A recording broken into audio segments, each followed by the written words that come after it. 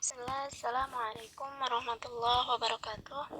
Perkenalkan, saya Anggira Pangga Hakim dari kelas Akuntansi Syariah 2002. Di sini saya ingin mempresentasikan materi Makosid Bisnis dan Keuangan Islam halaman 36 sampai 42 untuk memenuhi tugas mata kuliah Makosid Syariah yang diampu oleh Ustaz Roni Hidayat LCMA. Ini merupakan kerangka pembahasannya, dan pembahasan bagian saya yaitu yang sudah saya beri tanda tebal, yaitu bagian terakhir tentang memilah antara ibadah dan muamalat. Memilah ibadah dan muamalat. Sebagaimana disebutkan dari pembahasan sebelumnya, yaitu ibadah termasuk dalam kategori tawabit, sedangkan muamalat itu termasuk dalam kategori mutaghayirat. Nah, oleh karena itu, prinsip dasar muamalat adalah makna dan makosidnya. Nah, sedangkan prinsip dasar ibadah itu menerima dengan penuh ketundukan. Kemudian pembahasan yang selanjutnya yaitu bagian C tentang pandangan ulama tentang ta'lil. Nah, di sini menurut ulama ada dua pendapat, yaitu yang pertama pendapat mayoritas ulama, yaitu fi al-mu'amalat at-ta'lil wa al-aslu fi al-ibtidat at-ta'abud, yaitu prinsip dasar hukum muamalat adalah boleh, sedangkan prinsip dasar hukum ibadah adalah menerima ketentuan Allah Subhanahu wa taala. Kemudian mereka berdalil dengan dua hal, yaitu yang pertama istiqro dalam masalah muamalat. Allah Subhanahu wa taala mensyariatkan setiap hukumnya untuk kemaslahatan hamba, dan maslahat atau makosid ini bisa digali dan dicari. Kemudian yang kedua, istiqro dalam masalah ibadah. Terdapat banyak hal yang tidak bisa diketahui maslahatnya, seperti cara dan jumlah rakaat dalam salat, kecuali dalam beberapa masalah, seperti dalam Quran Surat Al-Ankabut ayat 45 yang artinya, bacalah apa yang telah diwahyukan kepadamu, yaitu Alkitab atau Al-Quran, dan dirikanlah salat. Sesungguhnya salat itu mencegah dari perbuatan-perbuatan keji dan mungkar, dan sesungguhnya mengingat Allah Subhanahu wa taala. Salat adalah lebih besar keutamaannya dari ibadah-ibadah yang lain, dan Allah Subhanahu wa taala mengetahui apa yang kamu kerjakan. Quran Surat Al-Ankabut ayat 45. Kemudian yang kedua yaitu pendapat Ibnu Hazm, al-aslu fi al-mu'amalat wa al-ibadat at-ta'bud. Menurut beliau, prinsip dasar muamalat dan ibadah adalah menerima ketentuan Allah Subhanahu wa taala, kecuali jika Allah Subhanahu wa taala menyebutkan ilatnya, sebagaimana firman Allah Subhanahu wa taala dalam Quran Surat Al-Anbiya ayat 23 yang artinya, dia tidak ditanya tentang apa yang diperbuatnya, dan merekalah yang akan ditanya.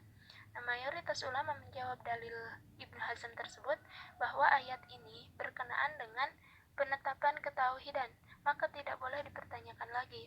Berbeda jika pertanyaan tersebut untuk talab ilmi bukan karena ingkar, itu maka diperbolehkan. Nah, berdasarkan hujah atau legalitas dalil kedua pendapat di atas, penulis melihat bahwa pendapat mayoritas ulama yang lebih kuat dan menjadi pendapat yang rajih, sebagaimana dalil berikut.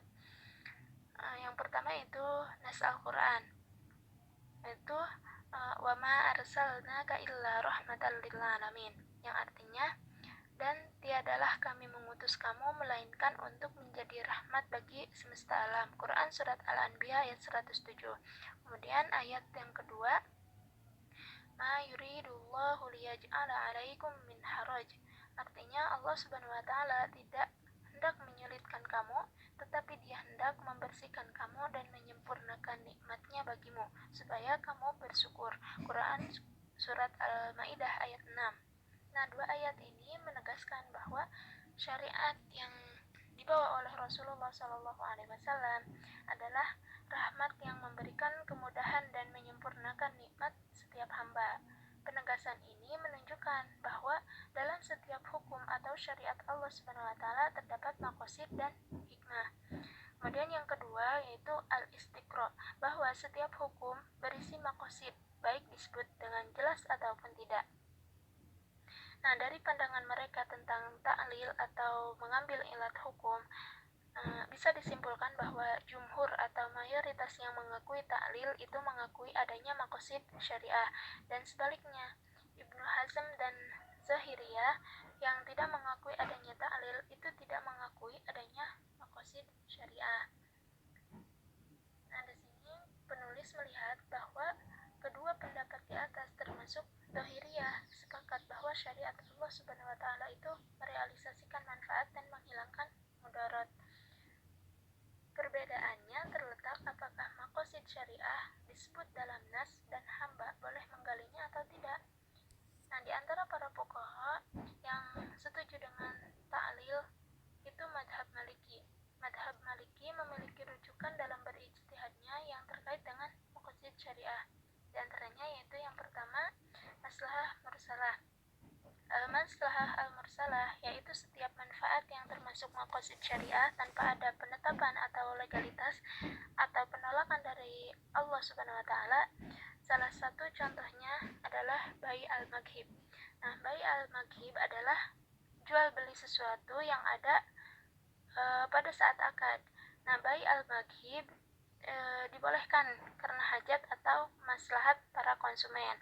Kemudian yang kedua, sadzaroi, yaitu melarang setiap perilaku yang menyebabkan kepada perbuatan yang haram, seperti nikah mu'tadah yang diharamkan karena menyebabkan ihtilat ansab atau ketidakjelasan nasab. Kemudian yang ketiga yaitu mura'atu maqasidal mukallafin, yaitu memastikan setiap hukum telah mempertimbangkan hajat manusia, seperti bai mu'atoh. Bai mu'atoh adalah jual beli barang tidak mahal tanpa ada ijab qabul, karena menurut tradisi masyarakat tanpa ada ijab qabul itu sudah mafhum. Nah, bai mu'atoh ini diperbolehkan karena ridho kedua belah pihak sudah dimaklumi. Selanjutnya, pembahasan bab 3 tentang kedudukan dan fungsi maqasid syariah. Kedudukan maqasid syariah. Dr. Said Ramadan Al-Budhi menegaskan bahwa maslahat itu bukan dalil yang berdiri sendiri seperti halnya Al-Quran, hadis, ijma, dan qiyas. Tetapi maslahat adalah sebuah kaidah umum yang merupakan kesimpulan dari sekumpulan hukum yang bersumber pada dalil-dalil syar'i. Maslahat adalah kaidah umum yang disarikan dari banyak masalah furu' yang bersumber kepada dalil-dalil hukum. Maksudnya, hukum-hukum fikih dalam masalah-masalah furu' dianalisis dan disimpulkan bahwa semuanya memiliki satu titik kesamaan, yaitu memenuhi atau melindungi maslahat hamba di dunia dan di akhirat. Namun, memenuhi hajat hamba adalah kaidah umum, sedangkan hukum-hukum furu' yang bersumber kepada dalil-dalil syariah adalah furu'. Oleh karena itu, maslahat itu harus memiliki sandaran dalil, baik Al-Quran, hadis, ijma, ataupun qiyas, atau minimal tidak ada dalil yang menentangnya. Jika maslahat itu berdiri sendiri, maka maslahat menjadi tidak berlaku, dan maslahat tersebut tidak berlaku pula, serta tidak bisa dijadikan sandaran. Nah, maslahat tidak bisa dijadikan dalil yang berdiri sendiri dan sandaran hukum-hukum tafsili, tetapi legalitasnya harus didukung dalil-dalil syar'i. Maslahat dan maqasid syariah tidak bisa dijadikan satu-satunya alat untuk memutuskan hukum dan fatwa, tetapi setiap fatwa dan ijtihad harus menggunakan kaidah-kaidah ijtihad yang lain sebagaimana yang ada dalam bahasan usul fikih.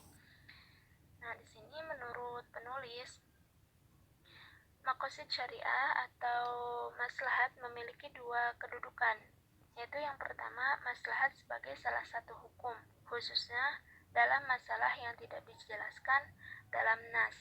Nah, dalam bab bisnis syariah, maslahat ini menjadi sangat penting karena ketentuan fikih terkait bisnis syariah banyak yang tidak dijelaskan dalam Al-Quran dan Al-Hadis.